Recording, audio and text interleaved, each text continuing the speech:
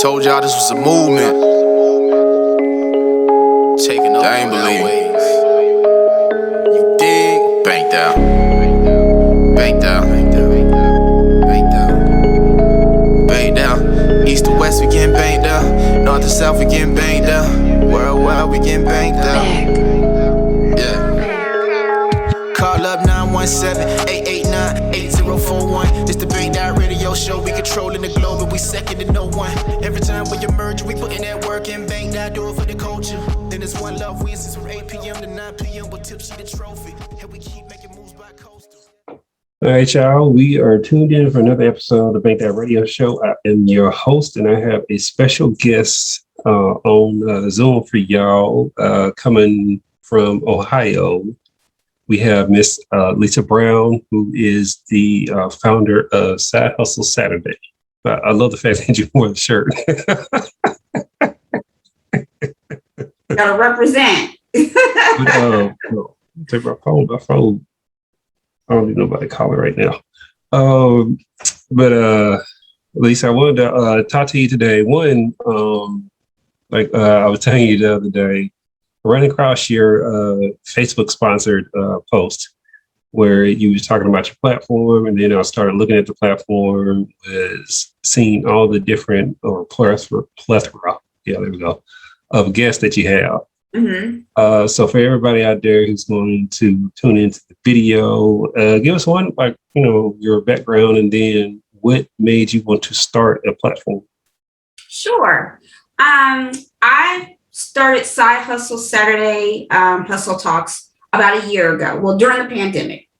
Mm-hmm. And that was during the time where, of course, we were all experiencing COVID.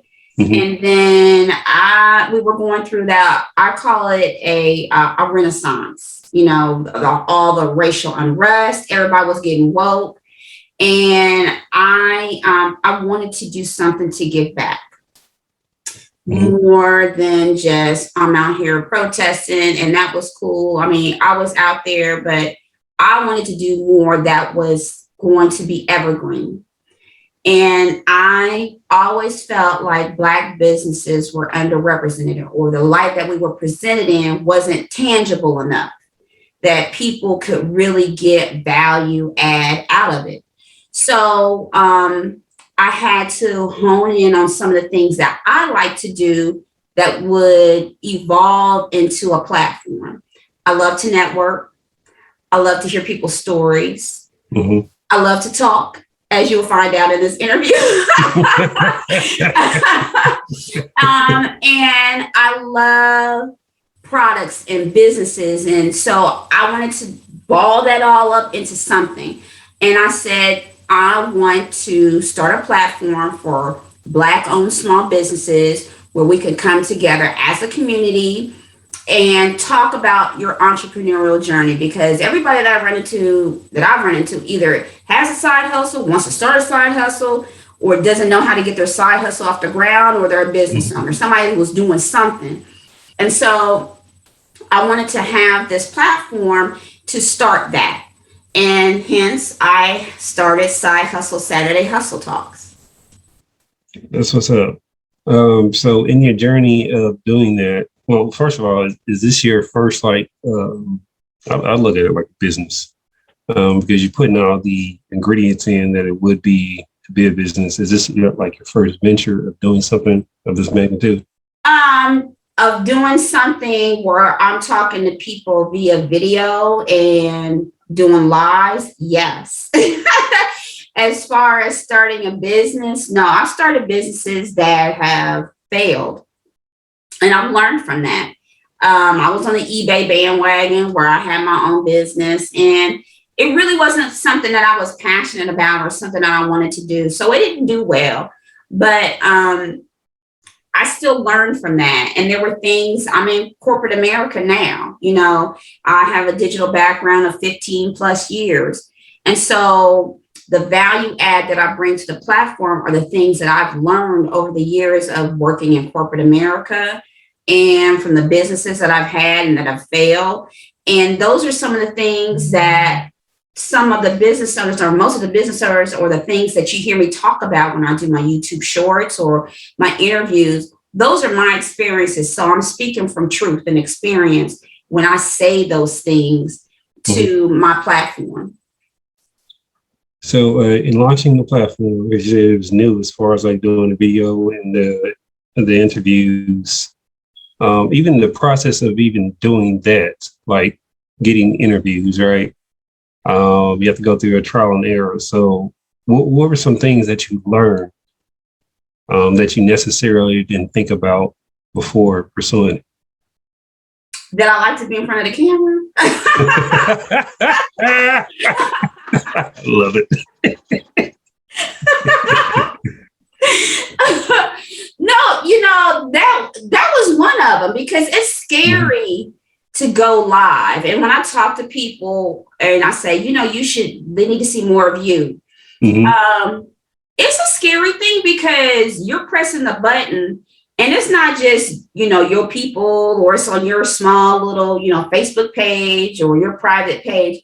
It can hit like hundreds and thousands of people, or if it goes viral, you're talking about millions of people that this can hit. Real quick, I think someone knocking at my door. Oh, okay.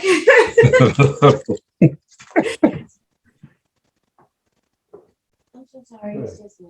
I'm just checking to make sure it still feels good back here. Okay. Yesterday was hot, and so I was just checking. We had some electrical work done and some other work, so I just wanted to make sure everybody was feeling good. Yeah, you did. Perfect, thank you. I appreciate it. All right. Yeah, make sure I was like, was I hearing things? So I knocked at the door, but Am I hearing something? You were saying that one, you know, pressing the live button and you have the potential to reach a large number. You do. You don't know who's going to look at it, who's going to share it. You just have no idea and how people are going to connect with it. And it's a scary thing because basically, you know, you're putting yourself out there. And whether it's your art or your point of view or whatever, you're putting yourself out there. So, you know, you might get feedback back. You don't know how people will feel about it. And so you have to have a certain mindset, like, listen, this is what I have to say. You might not like it. You might like it. You might rock with me. You might be like, hey, I want to follow her. But it's to step and put yourself out there so people see you. I think we hide, you know, people that don't go live or don't do YouTube or they're scared to do YouTube. And I've talked to a lot of people that way. They, you know, they hide behind the business. And I'm one of those. So I'm not speaking where I'm just, you know, talking about somebody. I was doing that. I was hiding behind my interviews. I wasn't coming out to say, hey, this is just me, Lisa B. You know, and this is Side Hustle Saturday Hustle Talks. I was doing that because I was scared because I didn't know what people would think about me. So I think you have to kind of develop a confidence, like I'm rocking with my platform. Yeah. I don't mean rocking with me personally. I know what I'm doing could help somebody. The guests that I bring in could help somebody. And I feel like what I'm doing has some legs to it. So I'm confident about that. And if I'm confident about that, that I need to exude that confidence. And I need to come out and I need to talk about it. And I need to, and there might be some things where I learn some things or I might be wrong, but I have to be comfortable with being uncomfortable and putting myself out there so we can have those conversations and we can all learn from each other. Yeah. And that's what they say, you know, in order to grow, you have to be uncomfortable and go beyond your comfort zone. Yeah. And that really is growth. And like I say, from my own platform, well, I've always had like, you know, the extrovert personality anyway. Yeah. So I've thrived in like situations where I was in retail and sales or whatever the case may be. Yeah. But even building, you know what I'm saying, this platform and getting used to the camera. Because at first I was trying to be like sort of like scripted or whatever. Yeah, me too. Hey, bro. What's up, bro? boss said you had to stay late again tonight. What, that dweeb? I do, man. He gagged me with a spoon. It's not that bad, bro. I need me a cig, bro. Don't. It's not that harsh, bro. I'm not taking this anymore. Just try and mellow out, bro. That's all I gotta say. Just chill, bro. Formal. Yeah.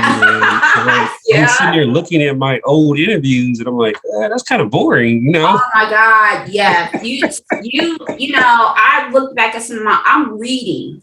And sometimes I still teleprompt and I'll read, but it was bad. Like I was seriously reading and it was very monotone and I wasn't animated like I am now because I was still had that corporate mindset. So I was like, I mean, is this really your platform, Lisa? You know, do you really want to do this? Then be authentic.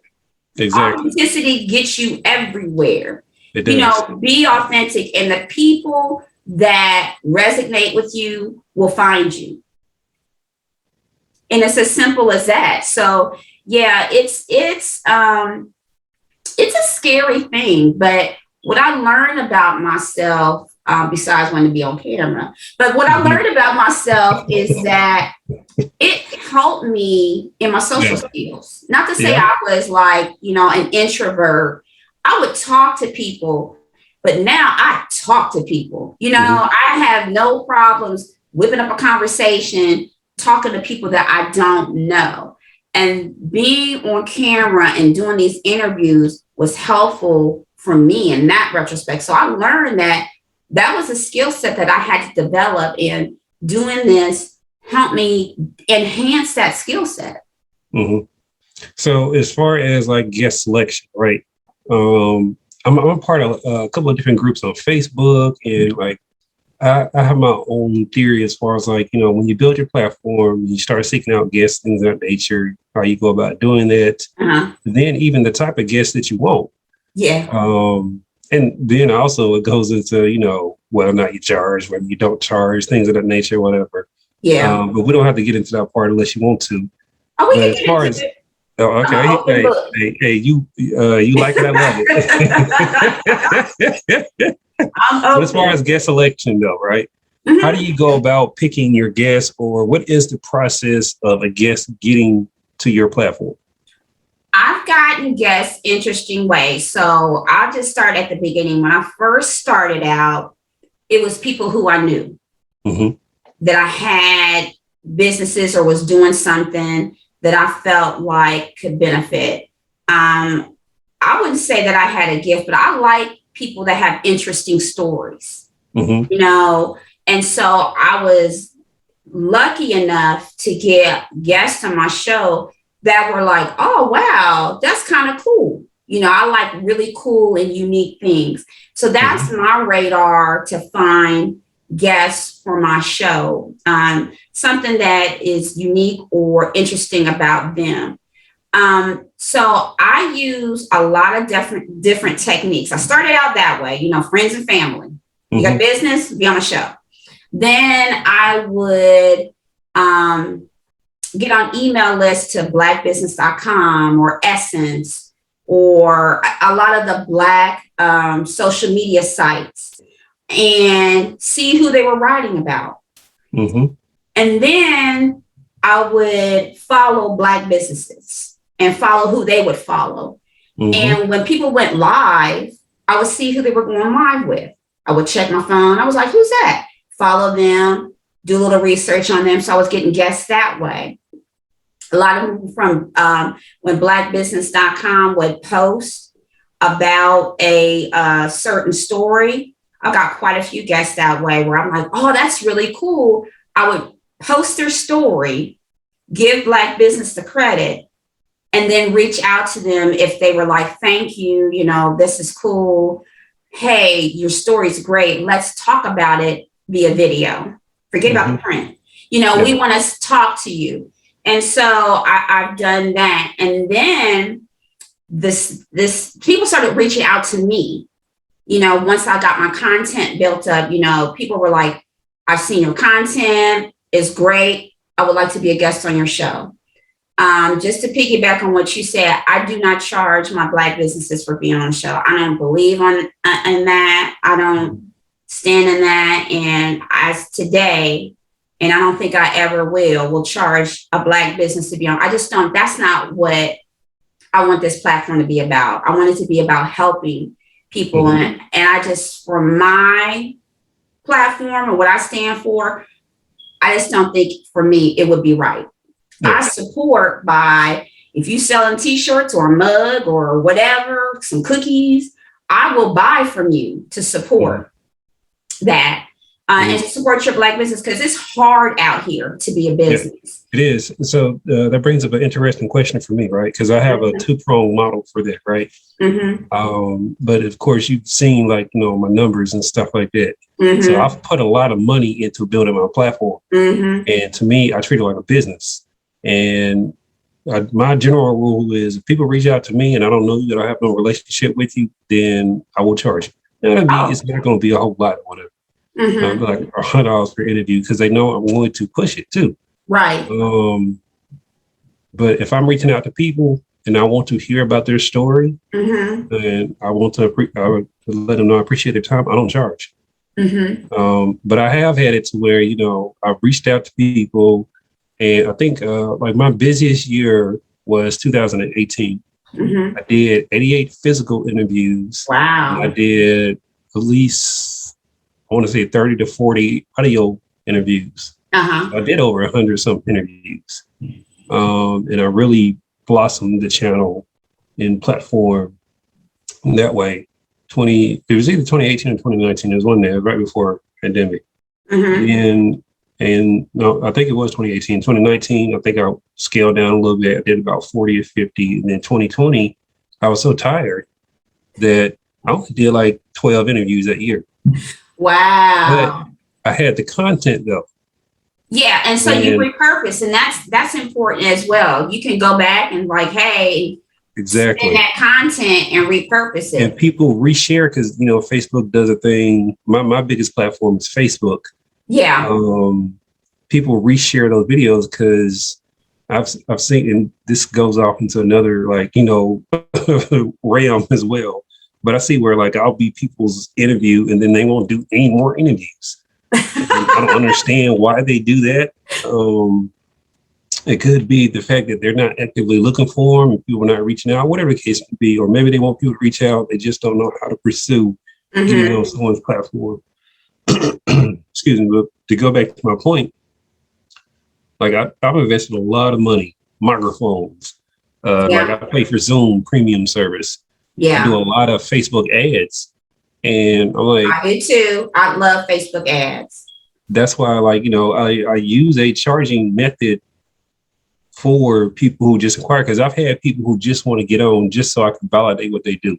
And as you're learning, and you'll see that, once your platform gets to a certain level, people just want to get on it just because, regardless if you agree with their business or what they're doing, they want you to validate them, because the consumer, as you know, in marketing, when a third party picks up something, the consumer then instantly thinks that that thing is validated because the third party gave it attention. Right. And I had to be careful of that, because I've had a couple of people that, just basically try to use the platform for more so of their benefit as opposed to it being a mutual benefit. Right. Yeah. And I've kind of experienced that as well. When I would have the interviews, I would be like, okay, I'm gonna do the digital thing. I'm gonna do this. I'm gonna give you an Instagram. I'm gonna give you a Facebook flyer. I'm gonna do this, this, and this. And people were using it.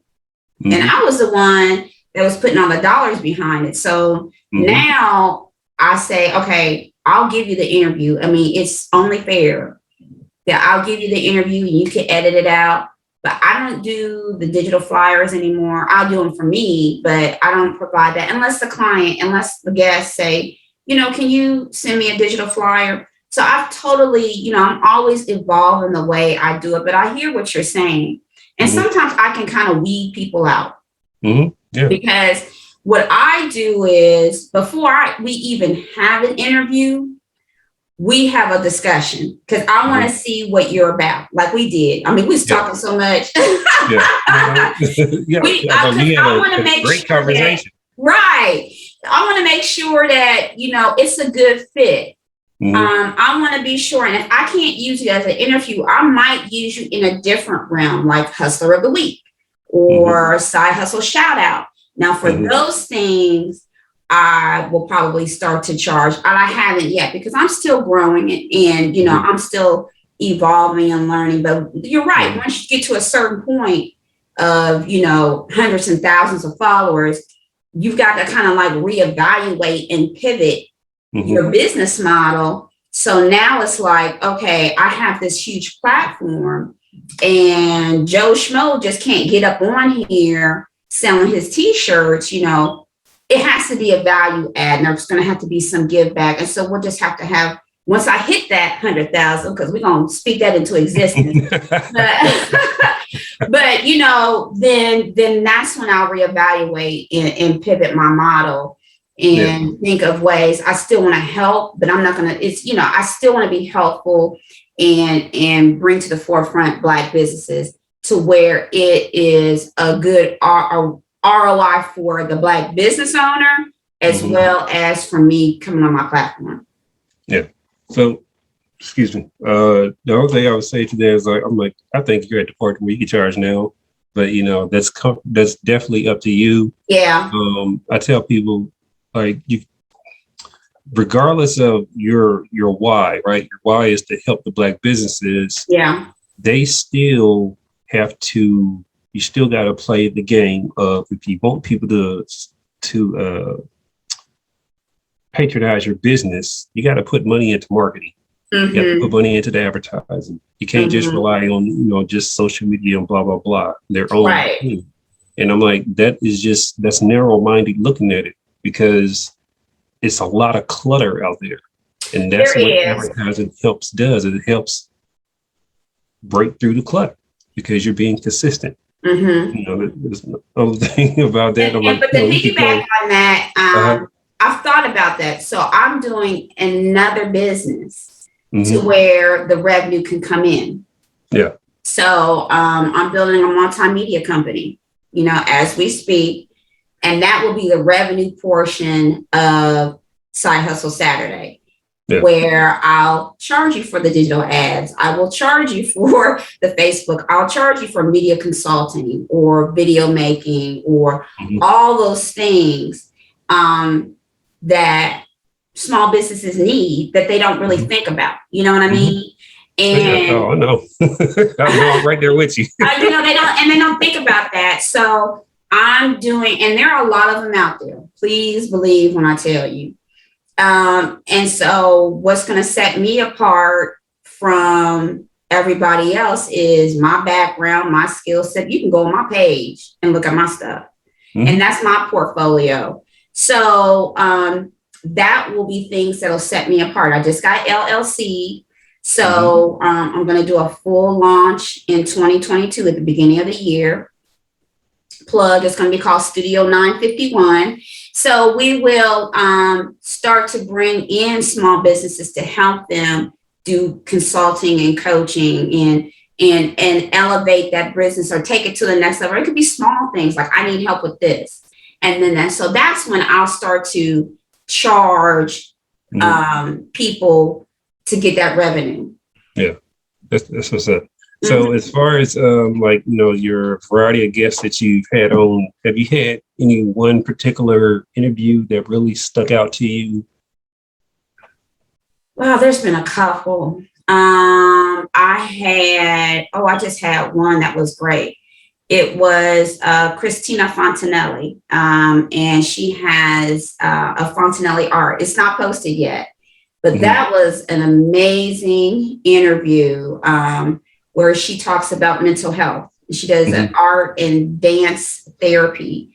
I've had Jesse Bird. He's a Black children's author. That was really good. He's really, really an amazing person. I've had Jay and Jalen Taylor. Jay was incarcerated. And him and his daughter, he wanted to go beyond the phone call, like, hey, how you doing? So they wrote books together and they published books.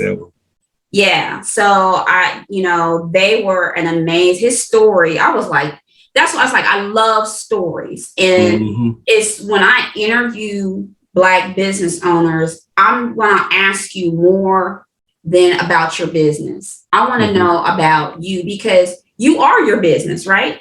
Yeah. So I like to ask those questions that, go into the being of the entrepreneur. What defines you as an entrepreneur? Things like that. What was that aha moment for you? So I ask questions like that because to me, when people want to share stuff like that, that's tangible stuff. That's like people can relate to that and be like, Dad, that's me. I felt that way too. So, it's more than just, okay, tell me about so-and-so XYZ business. All right, how long have you been in business? Who is your client? Where can we reach you? No, we talk. Yeah, those are the boring questions. Yeah, those are the boring questions. We talk. And I had one with Michi Kingala. And she does data. Now, people, data is not sexy, right? Yeah, but when nice. she talked, man, when I tell you she was coming with some gems, we weren't even talking about data. She was like, we kind of getting off the data subject. I was like, no, but this is really good. It was a really good interview about defining your why and why do you want to be an entrepreneur? And, she was really giving me some good stuff. So stuff like that, that's what I'm interested in for my show, for to be an entrepreneur. It's more than your business. It's about you and your entrepreneurial journey and your own narrative. Yes. That's one reason why I kept the platform going, because I wanted to not only, like you, offer an opportunity for Black businesses to be heard, but then in artists and whomever doing great things in the community, but also to paint your own narrative and to showcase to the audience. Because one of the things that really ticked me off is that I don't actively rap as much as I used to, but I was a recording artist. Come on. Just because I'm doing all this other stuff and in building my art discography and things of that nature, I would go on other people's platforms and push my music. I would get maybe 5 minutes of talking time or maybe 10. And I'm like, that's not enough time to really, showcase the depth of the person who I am. Right. Regardless of it being around the parameter of being artistic. Right. And I used to do where I would have multiple interviews, but then I was like, no, I don't want to do that anymore because it doesn't really give people that time. Yeah. And I used to remember when people used to charge me and stuff, and I didn't mind that part or whatever because I knew it was a platform. But I felt cheated out of the value of it. Yeah. Because I didn't get to showcase what I was doing in depth. Yeah. Just little breadcrumbs when I could have gave you a whole slice or a whole I could have gave you the loaf. Or the loaf. Exactly. I gave you the loaf. I had gone through my ways of, I used to have multiple guests, and I was like, nah, I'm just stick to one. And even though the downside of that is that, those guests cancel on you. Man, can we just pivot on that? What do you do when guests ghost you? Because I did a video about that. To be honest, I have a list. You can't get back on. I'm for real. I had, in 2019, I think it was 2019. It was either 2018 or 2019. I had about 9 people cancel at the day of the show. Year. And I'm like, you know what? Because I'm like, people see what I'm doing, and it's not even just about me or whatever anymore. Like, I've redesigned how people see the Banged Out Radio Show. I don't have my face. It's only on the flyers, but it's on the flyer with the guests as well. But everything else I do with the advertising and marketing is just the company. Well, it's just the logo. Yeah. It's about the brand. It's about, something bigger than myself. Yeah. But at the same time, I'm not going to allow people to mistreat me because people will treat you how you allow them to. And I'm like, no, because I bump into strangers. People are like, oh man, I see you on such and such. Oh, keep doing what you're doing. We love it. Oh, blah, blah, blah. wow. Yeah. And it's becoming more and more recognizable each day because I keep investing into it. Because I want a certain outcome. And I think it's very disrespectful, one, and unprofessional. Yes. Because there's a lot of work that you put in. I know that you go through, and when you pick your guests or however they come to you, you start doing your research. Exactly. Your research can be hours upon hours because you're going through, because you don't want to ask the same type of questions. Right. You want them to allow them to paint their picture, but you also want to be diverse enough to where when the audience sees it, they're like, oh man, wow, that's a great interview. And also your guests, like I know it's a compliment to me because when I interview the guests, I'm like, oh man, that's a great question. Yeah. Every single time. Yeah. And I'm like, yes, I'm still, you know what I'm saying? I still got it. Exactly. Doing what I'm supposed to be doing. I just find it very unprofessional, disrespectful to do that. Some people might think it's petty, but yes, I keep a list and I will, if they hit me up again, no, I'm sorry, I'm booked. Yeah. Like I said, the last time somebody did it on the day of my show, I did a video. I did a video about it, and I didn't call the person out, but I just gave some tips about, here are 3 tips for busy business owners. Yeah, I saw that video. Yeah. And so that was the reason I did that video, was because it was hours before my show, and you're just now emailing me talking about, I overbooked. No, we're not going to do that. I just think, like you said, I think it's just unprofessional. It's rude. And I know people are busy. Please believe, I know people are extremely busy, but just be courteous enough to check your calendar. It's like the unwritten rules of business and professionalism, right? No one ever, and I think I might even do some type of video on that one day. But there's these unwritten rules that we have in society that people have to learn, and no one's going to really teach you or whatever, but it's when you respect people's time, they respect you. Exactly. You get more opportunities. Yes, I understand sometimes double book, things of that nature. I have not done it that often. Very few times I'll forget to put it in my calendar, then I'll book something else. Yeah. But then I don't leave the people hanging though. No. I figure it out. And sometimes it works in my advantage. And then other times, like I apologize, like, hey, I double booked. Maybe we can do this particular time, or I can, do something to where I can, still give you value for what you were looking for. Exactly. Even if it's me just recording the video and sending it to you, and then you're going to upload it that way, whatever the case may be. Let's work something out. Just don't cancel. Because I please believe, if I was Oprah, if I was Black Enterprise, if I was Essence, but you canceling them the day of the interview? No. And then actually, people don't realize that you can blackball yourself. Like some people think that this is like a lot of different people who's in the same industry. They forget that people talk, they have relationships, and just in general conversation, somebody won't book you for something else because they have a relationship with this person over here, and they've already told you about their experience with their guest. And I'm like, come on, you want your business to get out there, you want the most PR created about your business, then you need to respect your business, respect other people's platforms and stuff. Absolutely. I could not disagree. And it goes far beyond an interview. It's about your client or your product or your service. You know what I mean? You want to, I think there's a stigma when we talk about Black owned business, right? Yeah, there is. And I've run into it. Like, I'll never do that because they were a Black owned business.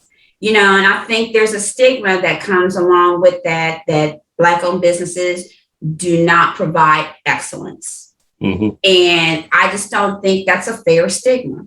It's not. It's not. Poor customer service is poor customer service. A poor product is poor product. Whether you're black, white, green, yellow, purple, green, it doesn't matter, you know. So to put that stigma on that because it's a black owned business, it does not mean it's quality. You may not get quality from a business that's not of color. What you gonna do about that? Exactly. I had a meeting with a lady on Friday, and we had talked through Facebook Messenger. I think it was around Tuesday or something. Set that appointment. The meeting was at 4:30. I got there like at 4:15. I walked into an establishment. She was like, you know, who are you? And blah, blah, blah. And all this stuff. I'm like, oh, this is Andreas. Remember I was talking to you on Facebook. Oh, okay. And she was like, she kept thanking me for like keeping the appointment. And I'm like, to me, that's the standard though. Yeah. Like, I wouldn't, who you dealing with? would not. If I said I'm gonna be somewhere, exactly, I'm going to be there. Right. It's very interesting that we still have these, you know, experiences where people think, you know, that we're unprofessional or something is supposed to happen where people don't keep their appointments and won't let you know. And I'm like, I just don't function that way. Well, it's just like a contractor. Okay. Yeah. You pay a contractor, and a contractor be any color he wants to be. You pay a contractor, he don't show up or he leaves with your money. Right. But you don't say, I'm not going with that contractor because he was white. You're just saying, I don't want to go with that contractor because he scammed me out of money. So I just don't understand why people, you know, put that stigma on Black businesses. Now, do some Black businesses need to improve quality and product? Absolutely. But I'm not even putting them in the box of because it's a Black business. Business is business. What we're trying to do is highlight Black-owned businesses because I feel like they're underrepresented. Yep. But when it comes to buying, I've bought the businesses I'm rocking with have some excellent products. Like I still buy candles from this one of my guests to this day. She got all my coins because her candles are just that good.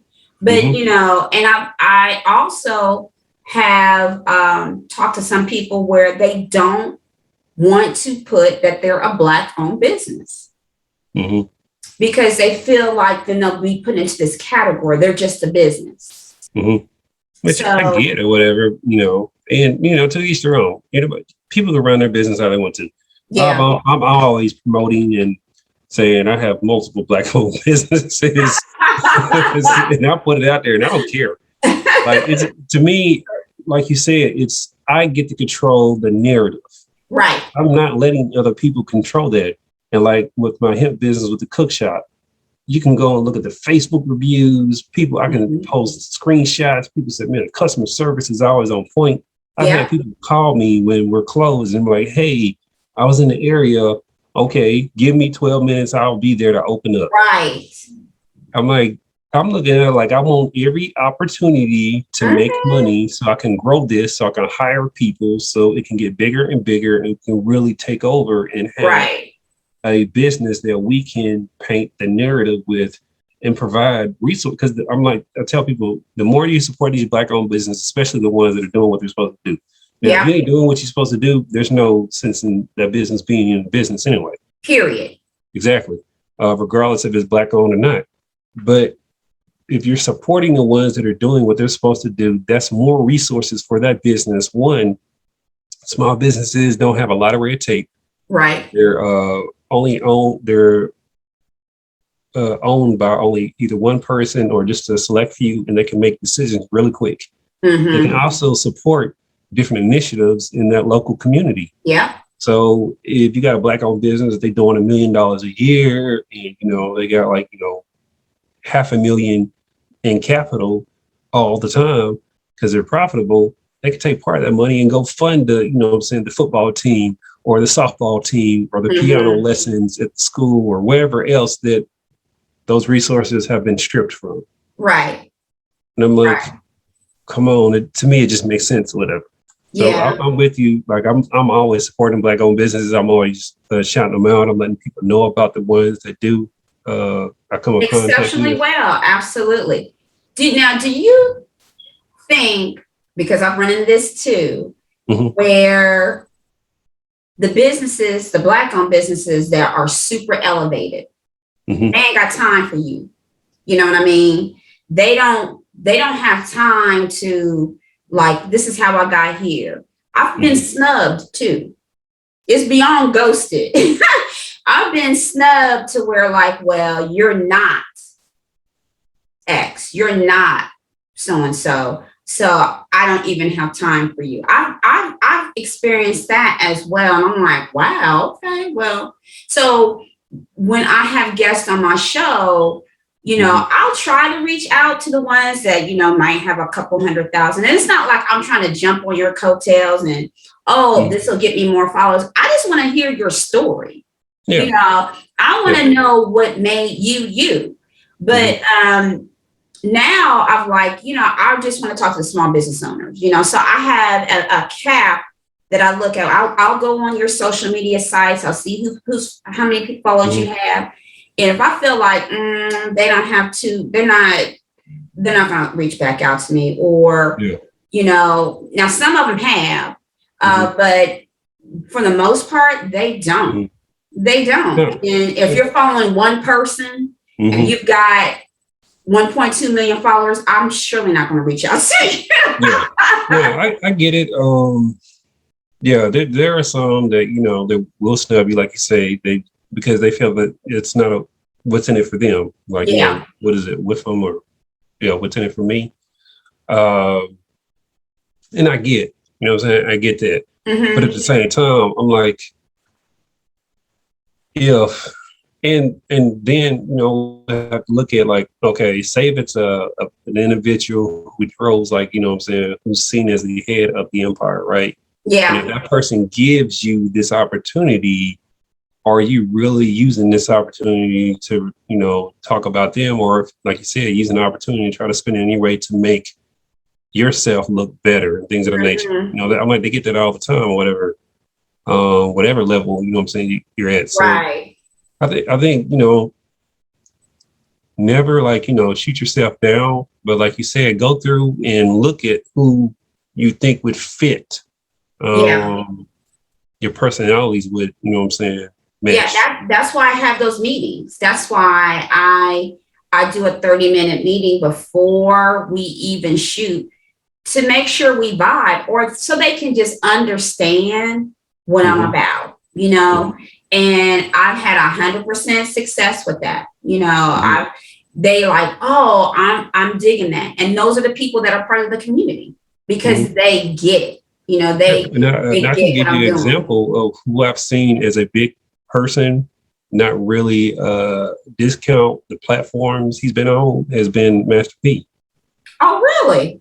If you go and look at, like, the Instagram and stuff, and the interviews he's done, some of the different places, you would think that, like, just on Instagram alone, he's over 1 million something followers, or whatever, 2 million, 3 million, whatever the case. But I've seen where he's on platforms where that particular platform on Instagram, they only got like maybe 30,000 followers or something like that. And they've scored interviews with him. Oh, wow. Like one-on-ones. And if you listen to his demeanor or whatever, like, if you're big enough, I think he will consider whatever. Yeah. Because it's about getting the message out. It's not about the biggest platform. Because the biggest platforms, like, if you look at if you follow a person and say if they go on a Breakfast Club and then they go on, what's another big platform? Yeah, I've done that, where they're going to all these different spots and like, oh, that would be cool. Now they may only have, let's say, 5,000 followers, but now they feel like, you know, I'm popping now. And so then I'm reaching out like, okay, they kind of fall within the realm of, you know, who I would want to talk to. Oh, they ain't got time for me. Yeah. And I've seen where guests go on these platforms that are big, and it's the same type of interview. It's nothing different, really changes. Right. And like, whatever, to me, that was just a waste of time. Right. If you go on, like, if you're on Drink Champs and then you're on the Breakfast Club and you're talking about the same stuff on both platforms, to me, it's redundant. That's called scripted. Well, yeah. That's what reality TV is. That's called scripted. You know, that's called, you know, that's my elevator speech, and I'm sticking to it. Because they don't want you to know the real them. You know what I mean? Mhm. So that's scripted. And I mean, that's cool. I'm not knocking those people, you know, but and if that's the facts, if that's where they want to be and that's what they want to project, then by all means project that. But please believe that's going to come out to how your business looks as well. Yeah, it will. But I'm like with you, like I love providing the opportunity to people who are doing great things and then people who aren't known. I've had plenty of people Oh yeah. who just started the business. I had somebody who was just 2 months into their business. Yeah. And I've done that. they started to, get more notoriety and recognition, and they help push their business out there. Yeah. So I don't mind things like that.